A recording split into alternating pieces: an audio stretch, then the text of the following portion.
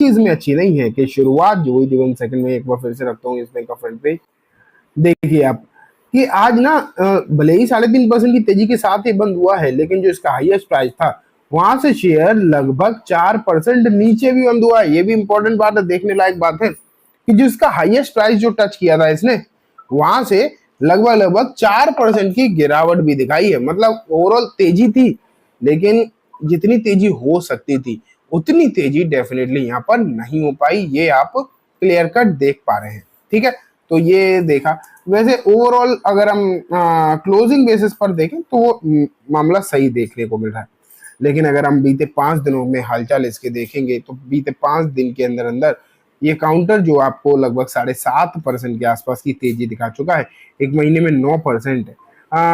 अगर इसे आप थोड़ा सा लॉन्ग ड्यूरेशन के हिसाब से देखें, 6 महीने में तो फ्लैट रहा है, एक साल में लगभग 50% के रिटर्न है। तो रिटर्न प्रोफाइल आपको ठीक दिखाई दे रही है, नो डाउट। ठीक है, तो सब कुछ अगर हम देखें तो हालचाल बढ़िया देखने को मिल रहे हैं। लेकिन अब बात ये निकल कर आती है कि आखिरकार ऐसी क्या बात है कि आगे के लिए जो रिपोर्ट है, जो अलग अलग वो बहुत सारी रिपोर्ट है, एक आध नहीं, मैं आपको एक एक करके दिखाना स्टार्ट करता हूँ। देखो सबसे पहले अगर ये देखो एक रिपोर्ट यहाँ पर आपको देखने को मिली, Yes Bank $5 billion stake set to attract lender from Middle East Japan.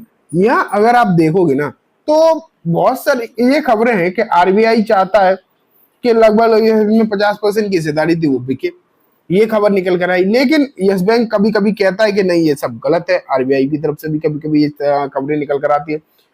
लेकिन उन्हीं खबरों में आप देखते जाओगे तो विदेशी कंपनी भी एक्शन में आ जाती है, बोले लगती है कि हम यस बैंक को खरीदेंगे, यस बैंक में हिस्सेदारी खरीदेंगे। अब ये खबरें आती तो फिर से यस बैंक कहने लगता है कि नहीं ये भी गलत है। यस बैंक जब ये कह रहा होता है कि ये गलत है, तब फिर से तीसरी कोई कंपनी आके खड़ी हो जाती है, वो कहती है कि हम खरीदेंगे यस बैंक में हिस्सेदारी। तो आज के समय में यस बैंक में जो कुछ हो रहा है वो तो अलग चीज है, लेकिन जो कुछ चल रहा है बैकग्राउंड में चल रहा है वो कुछ अलग ही चल रहा है, उसे तो समझ पाना ही बहुत बड़ी मुश्किल वाली बात है। यहाँ पर अगर आप देखो, एक मित्सुबिशी ग्रुप है, मित्सुबिशी आप जानते होंगे, एक ऑटो में भी ग्रुप है, एक अलग ग्रुप भी है। ठीक है, एक सुमितोमो ग्रुप है, सुमितोमो ये केमिकल वाली कंपनी है, जापानीज ग्रुप वही है। तो इस तरीके के ग्रुप आपको दिखाई दे रहे हैं जापान के, कुछ मिडिल ईस्ट के भी ग्रुप आपको दिखाई दे रहा है। एंड कल तो एक खबर आई थी कि एक साउथ अफ्रीकन ग्रुप भी कह रहा था, एक साउथ अफ्रीकन ग्रुप भी कह रहा था कि मैं भी खरीदूंगा यस बैंक में हिस्सेदारी। अब यस बैंक हिस्सेदारी बेचने को तैयार है या नहीं, ये बात अभी पूरी तरीके से क्लियर है ही नहीं देखा जाए तो। लेकिन मतलब यस बैंक के ऊपर तो डिपेंड करता नहीं है, ये यस बैंक में हिस्सेदारी लेकर बैठे, जैसे कि सबसे ज्यादा हिस्सेदारी तो एसबीआई के पास है। क्या एसबीआई अपनी हिस्सेदारी बेचने में इंटरेस्टेड है? क्योंकि आरबीआई से तो उन्हें मतलब छूट मिल चुकी है, आरबीआई ने कह दिया भैया आपको बेचने तो बेच लो, और हमारी तरफ से कोई रेस्ट्रिक्शन नहीं है। लेकिन क्या एसबीआई तैयार है, ये भी अभी क्लियर नहीं है। लेकिन एक बात यह है कि खरीदार बहुत तैयार है, लेकिन उन खरीदारों की तरफ से भी बीच बीच में डिनायल आ जाता है, वो भी डिनायल मोड पे ही पड़े रहते हैं। तो यस बैंक के लिए खबरों का ही सिलसिला है, ये रुकने का नाम ही नहीं ले रहा, और इन्हीं चक्कर में शेयर में उतार चढ़ाव रहते हैं। ये देखो यहाँ पर आ गया, first Abu Dhabi bank says not evaluating any offer for stake in Yes Bank. देख लो आ गया ना, एक अबू धाबी की कंपनी वो कहने लगी भैया हम नहीं खरीद रहे, हमारा नाम तो फालतू में ही लाया जा रहा है। तो इस तरीके से पता नहीं कौन कौन से ग्रुप के नाम आ रहे हैं, और उन कभी कभी उन्हें खुद पता नहीं होता कि हम खरीद भी रहे हैं कि नहीं खरीद रहे। ये देखो एक और दिखाई दे रहा है, Yes Bank share rise as lender deny speculative report and 51% stake sale. देखो यस बैंक ने फिर से मना कर दिया कि यहाँ पर कुछ ऐसी चीजें बिक नहीं रही। तो ये चल रहा है यस बैंक में, ये एक तरीके से समस्या भी है। इतनी ज्यादा खबरें, इतने ज्यादा हौच-पौच, 10-20 ग्रुप का साथ में जुड़ा रहना, पता ही नहीं चल रहा कि आखिरकार क्या होगा।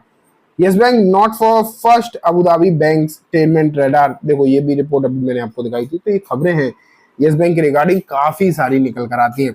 आने वाले दिनों में Q1 के रिजल्ट भी हैं, रिजल्ट बहुत ज्यादा इंपॉर्टेंट रहने वाले हैं, क्योंकि पिछली बार रिजल्ट से उम्मीदें थी और रिजल्ट ने करके भी दिखाया था, लेकिन उतना नहीं करके दिखाया था जितनी की उम्मीदें थी। इस बार देखते हैं क्या रहता है, क्या सिचुएशन होती है, मालूम पड़ जाएगा। लेकिन फिलहाल खबरों का बाजार गर्म है यस बैंक को लेकर, तो आपको थोड़ा सा ध्यान में रखना चाहिए। बेचना है तो आप अपने हिसाब से बेचो, इन खबरों के चक्कर में मत पड़ो, क्योंकि खबरें बहुत सारी आ रही हैं। तो दोस्तों ये बात हो गई कंप्लीट डीएस बैंक लिमिटेड के बारे में।